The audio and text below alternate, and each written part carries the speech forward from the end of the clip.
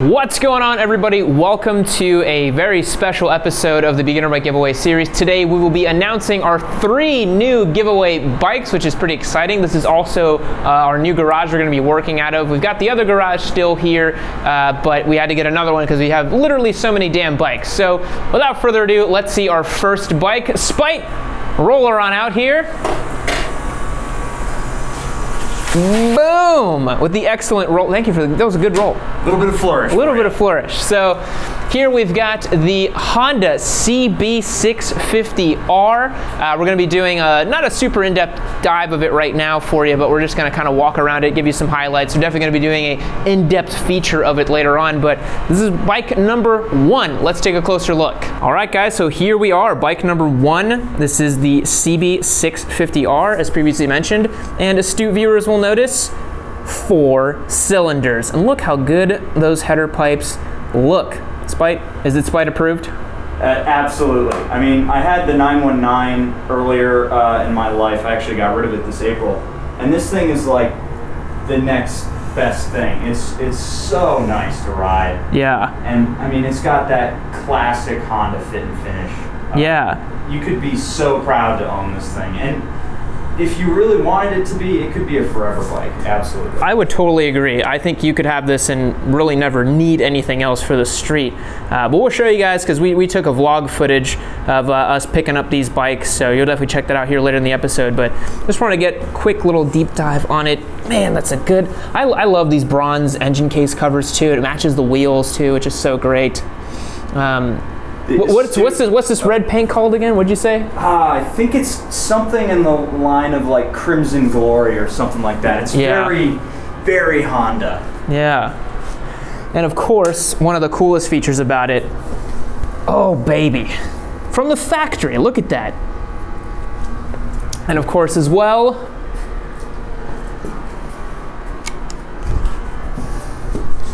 LED signals too. This bike is super clean, super clean. Can't wait to show you guys more in-depth footage and vlogs about it, but now let's get our next bike out on here. If you want, there is a little Easter egg in this bike, in that you recognize this piece right here. Oh, no way. Wow, really? It's the same one, isn't it? It's the exact same piece. That's hilarious. Wow. So the astute viewer would recognize exactly what that part was, because we had problems with it on our 919. Yep, this is none other than our cam chain tensioner. I actually know exactly what this does because I became very intimately familiar with it on the 919. How cool. So in here is actually a mechanism that pushes up against the chain that keeps the motorcycle in time.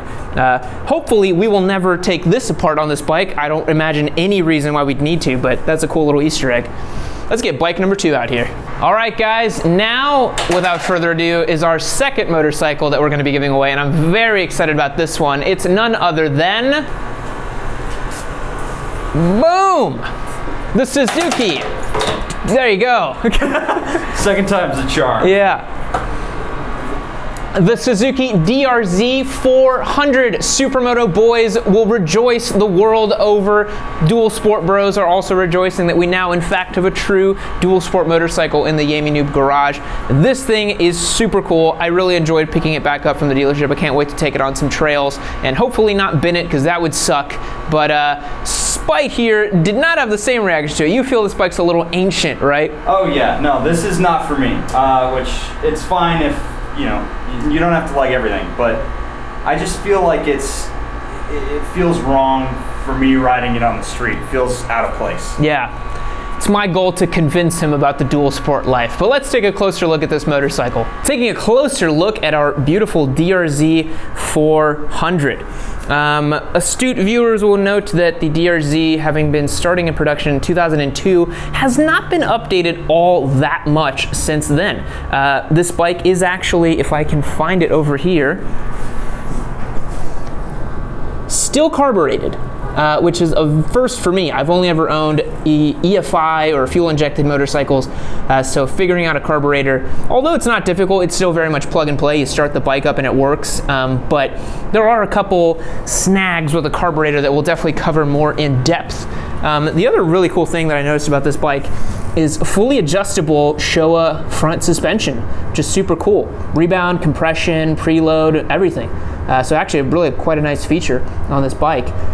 You'll notice too, it comes from the factory. This is not the SM version, this is just the S, because I felt that it's a lot more fun to have a bike that can go off-road and on-road. And it's gonna be really cool to explore that in our beginner bike giveaway, seeing a bike that can go both on and off-road. So you'll notice these have these nice chunky blocks in them, but still pretty road-oriented. So yeah, Spite, thoughts about the DRZ? Well, like I said earlier, I think it's a little bit of a dinosaur. I mean, the dash literally looks like it's off of, you know, Granddad's tractor. Yeah, I mean, this is, well first, before we even do that, no, we broke it. There you go. Now, I don't really, why such a stumpy key, Suzuki? What is this? For comparison. Really strange, really weird. It gives me some sort of like, you know, dick measuring syndrome type of stuff. But yeah, I mean, look at this dash. It's super old school. No RPM counter, no gear indicator. And I think it would be sad if it had a gear indicator, because this bike only has 5 gears, which we found out while we were riding it. And of course, no LED lights on the front either. It is a bit old school, but I think that's part of the charm, part of the DRZ charm. I guess it's less to break on a trail too. Yeah. It would suck if you binned it and you bashed a $1,000 dashboard on a tree and then you couldn't tell what's going on. So yeah, it makes sense that it's, you know, it's a chunky piece of, you know, it's a chunky piece of brick technology. It's like a Nokia phone. Yeah, that's a good point. The DRZ, the Nokia of motorcycles. All right, now it's gonna be our last bike, and you're gonna wanna check this one out. I'm gonna be eating a lot of crow for having this bike, so let's take a look at what it is. All right, guys, without further ado, our third and final bike for this season of the giveaway. It truly pains me, but here it is.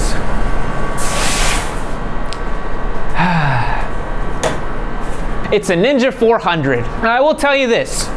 My hand was forced, okay? My hand was 100% forced on this motorcycle. I didn't want to buy it. I didn't want to look at it. I didn't want to get it.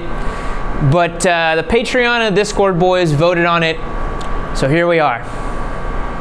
This is a sad day.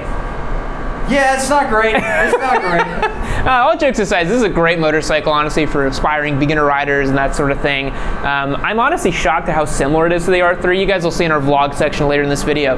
But it's surprisingly similar to the R3 in a lot of ways. What did you think of it when we were coming back? It's probably the only beginner bike in the 400 or lower class that would actually fit me.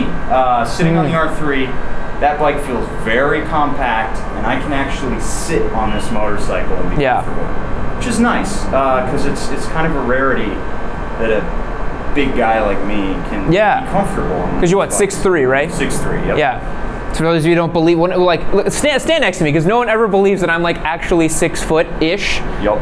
6'3", 6 foot-ish on a good day. Please, it's real. Believe it. Believe the hype. Let's take a closer look at the Ninja here.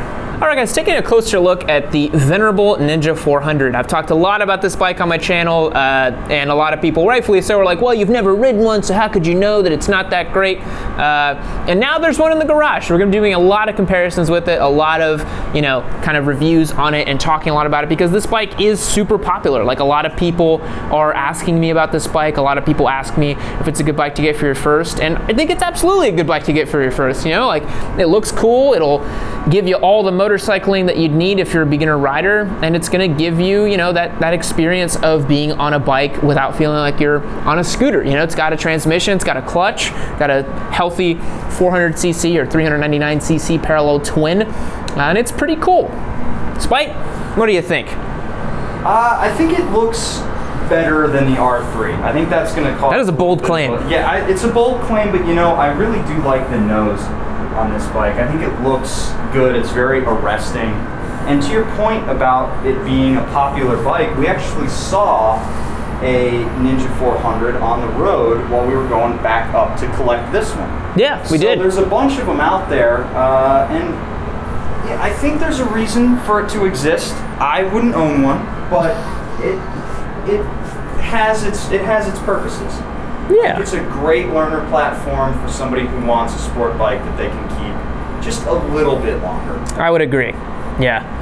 But now we are going to show you the footage of us going and collecting these bikes, and we're going to come back here and then wrap it up for you. All right, let's f***ing do this, man. Alrighty, guys, here we are, 2 up on the old Interceptor here with Spite. As Spite probably told you in his version of the vlog when we picked up the DRZ and the CB650R, I was very foolish and forgot my memory card back at the old Yammie Noob HQ, and couldn't record anything while I was there, but we got some footage from Spite. But now we're heading back, both of us recording, and going up to pick up the little Ninja 400. It's going to be fun. Also, in case anyone gets any ideas, the only reason we rode 2 up is for your viewing pleasure. That's the only reason. As much as I love cuddling up to you. Oh, get this wretched little Ninja 400. I can't believe my hand was forced to give Kawasaki some money. Can you believe it?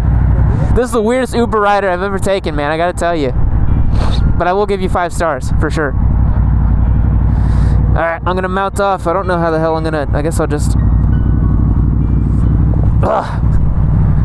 That was the most awkward... I literally left off. I don't know if you saw that. Yeah, I just felt it. Alright, let's get this little 400. They got this little KTM 250 over here, this 2-stroke. Look at that thing. There's nothing. Yeah, oh my god. It's like a bicycle. Yeah, it's a 250 SX 2018. This is, I was really eyeing this or the CRF 250 RX.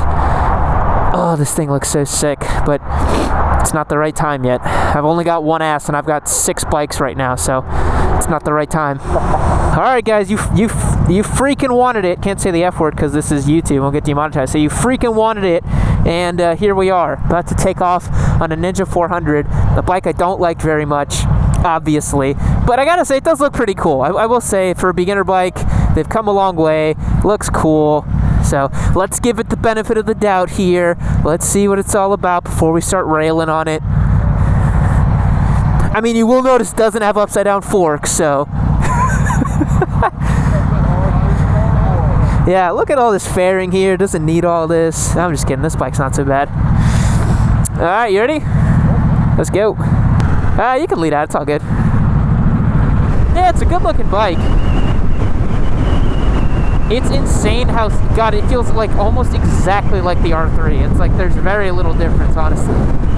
Man, it's crazy. Dude, this bike feels like literally exactly like the R3. This is ridiculous. I mean, how much room for improvement is there really in that class? Yeah, or like difference, really, you know? Like, it just, I mean, you've got a bike that weighs about 360 some odd pounds, 380, I don't remember what this one weighs.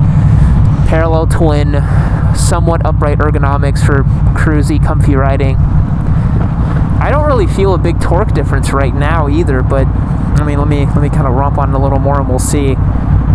Because it makes the same peak horsepower, it just makes more torque under the line up there. Yeah, it's like the same thing. It looks a little bigger than the R3 Yeah, there's does. definitely more fairing here. Yeah, in our comparison video, we'll definitely highlight some of those differences, but.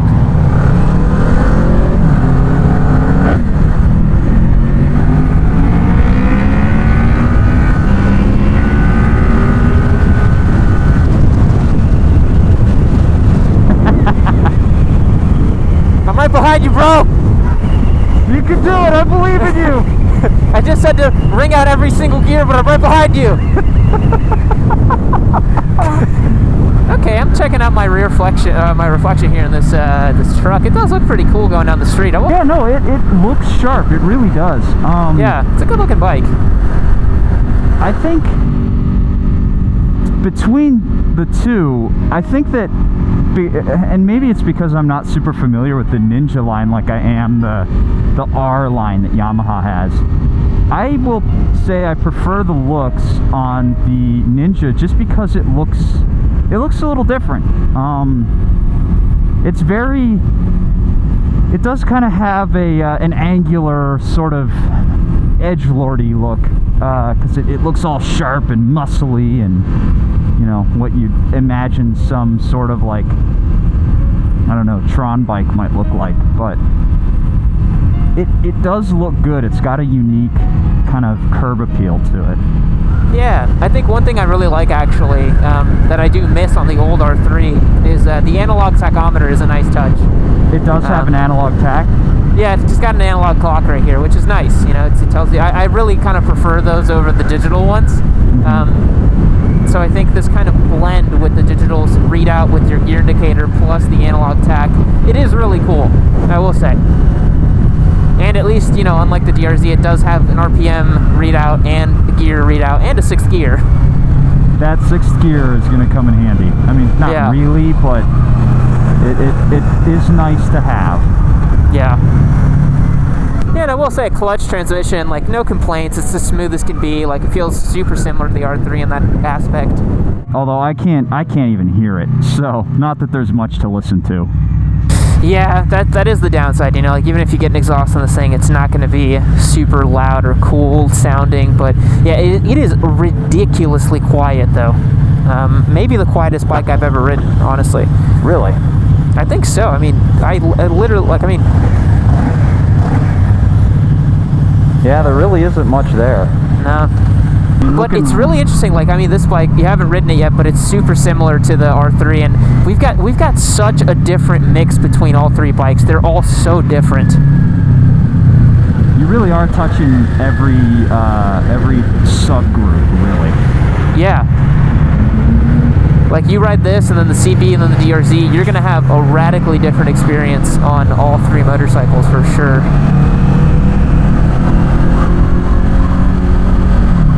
So how does it feel winding that thing through the gears just in traffic? I'm assuming it's probably almost identical to the R3. Yeah, it really is. I don't really notice a big torque difference.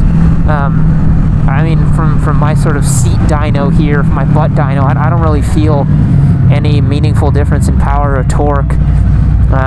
Because I mean, it's what, like 80 cc's more because it's a solid 399, but I mean, that's not...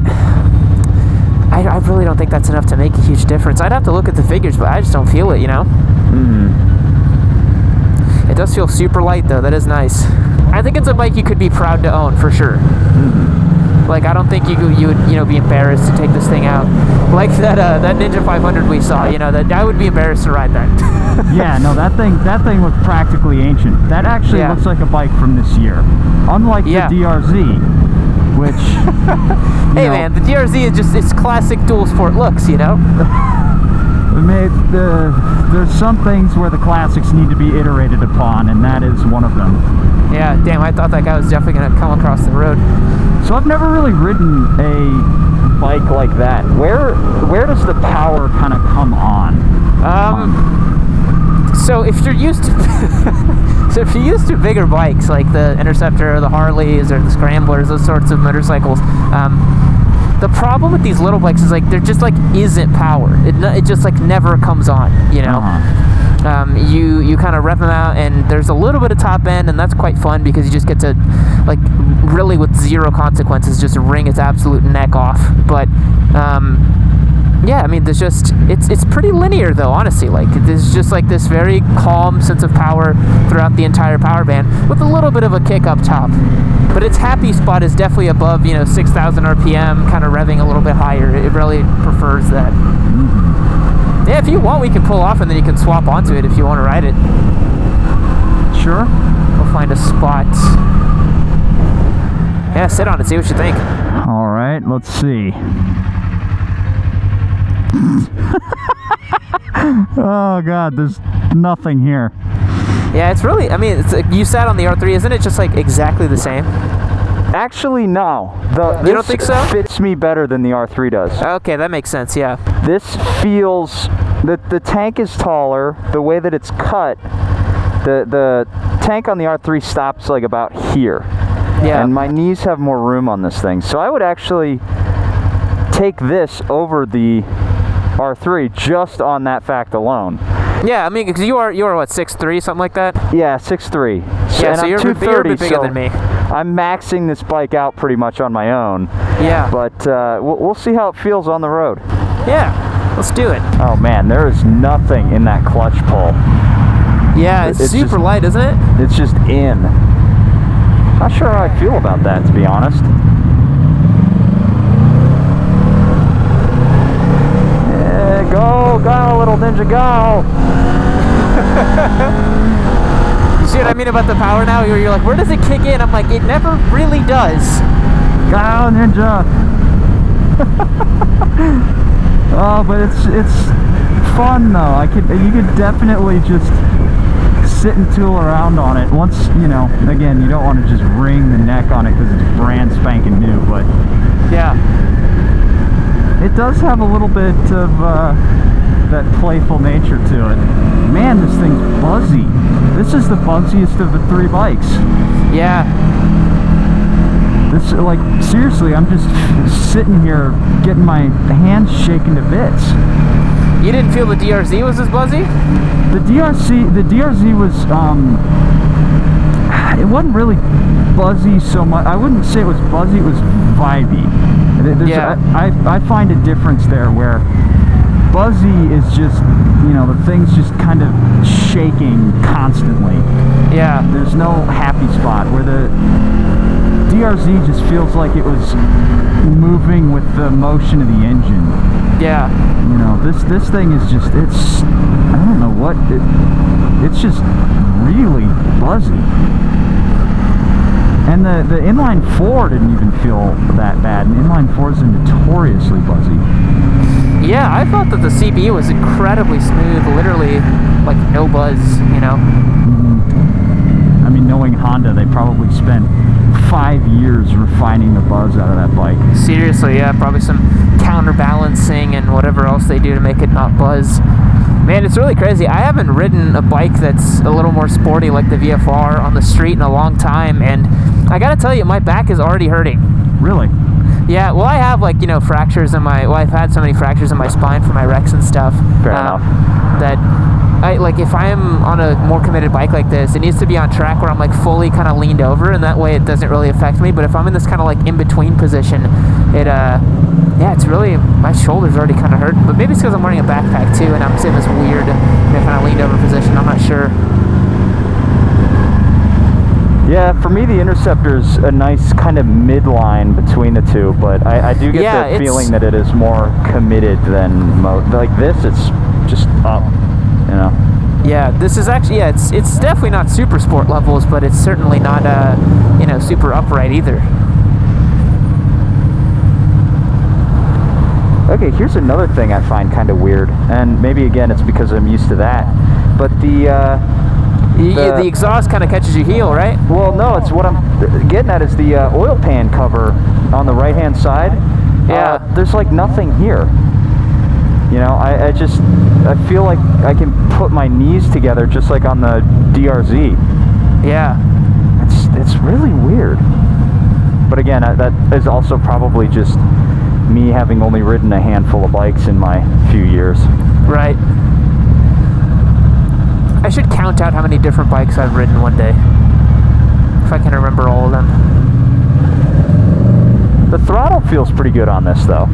Yeah, the throttle's quite nice on the Ninja. I feel it, you know, honestly, I think it's better than the R3, I'll say it, but because it blips a little nicer, it revs a little quicker on the throttle, it doesn't have as much turn to get to wide open. I just wish there was more going on with the clutch. Yeah. I guess I don't know what I was expecting, but... Oh, this fucking sucks. What's going on here? I have no idea. It looks like we're down to one lane. Wow.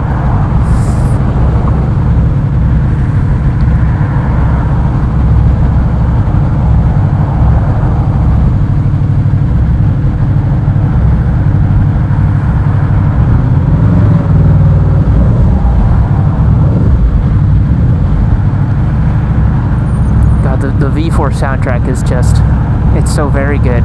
I know, right? It is so very good. Just, this thing revs really quick too. It's great. Mm-hmm. You can crack it open a little bit if you want. Yeah, that's very nice.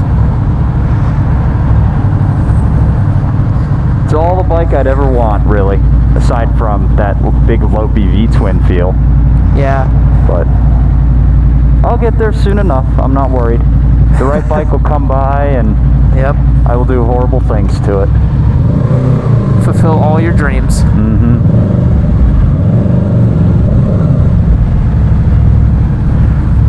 Another thing I don't really like about this bike is that pillion seat feels like it's hitting me right in my tailbone.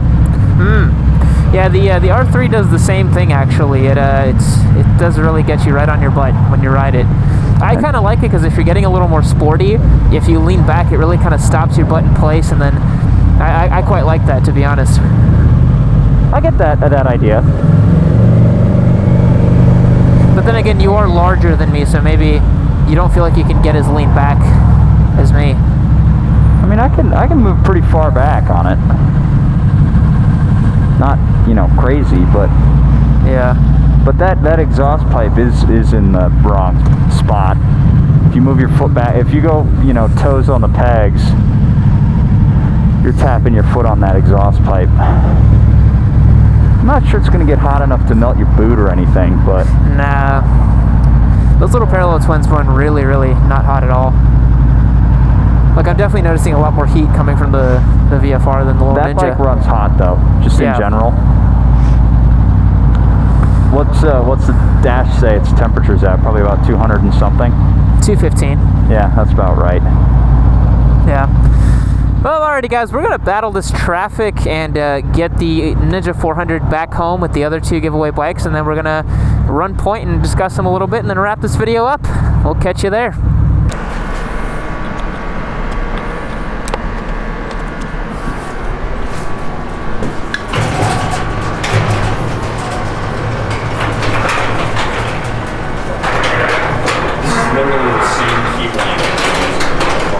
Really? Yeah. That's cool. Number 2 in the garage after the vlogs.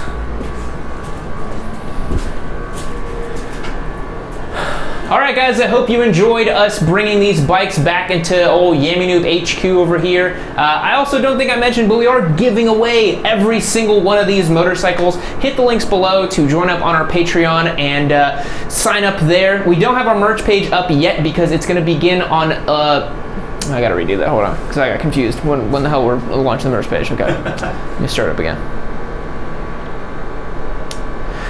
Alright guys, that's going to wrap it up for today's video. Thanks for joining us to bringing these bikes home to Yammie Noob HQ. And if I didn't make it clear in the beginning, we are giving away each and every one of these bikes to one lucky winner. No, it's each individual one. Fuck. Yeah. I gotta do it again. Hold on. It's all good. Yeah.